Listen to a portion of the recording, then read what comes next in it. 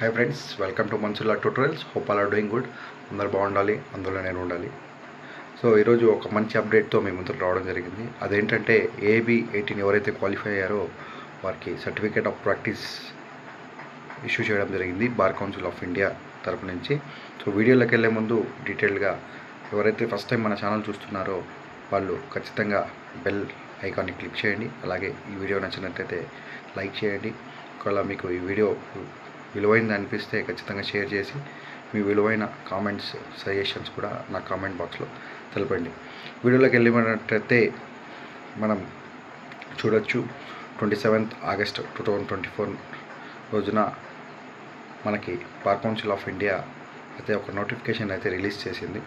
In regard to certificate of practice dispatch except Karnataka bar council, remaining all bar councils of India ఎవరైతే స్టేట్స్లో ఆంధ్రప్రదేశ్ కానీ, తెలంగాణ కానీ, తమిళనాడు కానీ, పాండిచేరి కానీ ఏవైతే బార్ కౌన్సిల్స్ ఉన్నాయో బార్ కౌన్సిల్ నుంచి ఎవరైతే AB18 రాసి క్వాలిఫై అయ్యారో వాళ్ళందరికీ కూడా AB18 సర్టిఫికేట్ అయితే ఇష్యూ చేయడం జరిగింది.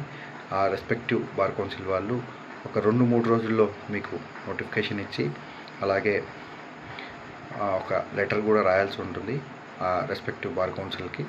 మీరు రెడీ అయిపోండి.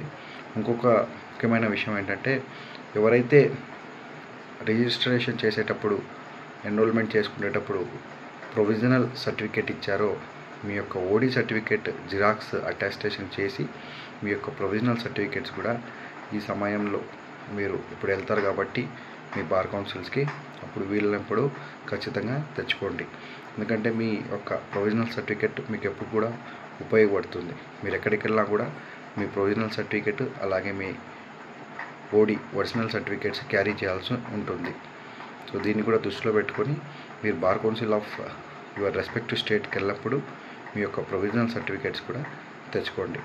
ఇంకా నుంచి మీరు కూడా వకాలత్నామా స్టార్ట్ చేయొచ్చు, మీరు కూడా కేస్ ఫైల్ చేయొచ్చు, మీరు కూడా సిగ్నేచర్ చేయొచ్చు.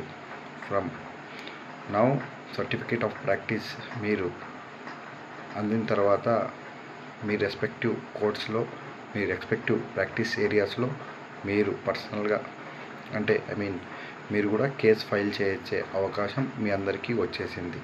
సో కాబట్టి ఈ మంచి అవకాశాన్ని ఒక మంచి మార్గంలో ఉపయోగిస్తారని ఆశిస్తూ, అలాగే once again congratulations to all the students who has been passed AB18 from Mansulla Tutorials. So ఇక్కడ నుంచి మీరు ఈ అడ్వకేసీలో ఈ యొక్క లీగల్ ప్రొఫెషన్లో బాగా షైన్ అవుతారని నేను ఆశిస్తున్నాను. అలాగే మీ షైన్ అయిన మార్గంలో ఇంకొక నలుగురికి సహాయపడతారని ఆశిస్తూ సెలవు తీసుకుంటున్నాను. So thanks for watching Mansulla Tutorials. That's all for today. Have a nice day. Please subscribe to our channel and don't forget to click on bell icon. Bye bye.